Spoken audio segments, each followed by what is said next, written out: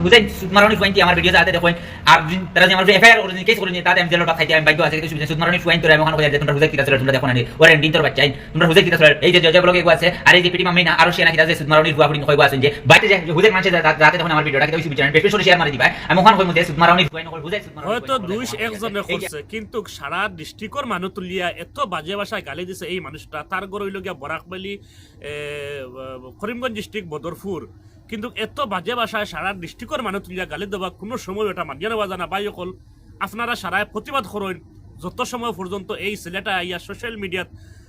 মাফি মাঙ্গিছে না হুজাইবাসীর কাছে ততক্ষণ পর্যন্ত এই ছেলেটার আমরা ছাড়তাম নাই কারণ হইল গিয়ে আমার গড় করিমগঞ্জ বাই কয়দিন আগে করিমগঞ্জের সারা মহিলা তুলিয়া খুয়েত্তা কিয়া একজন হুজাইর বাইয়ে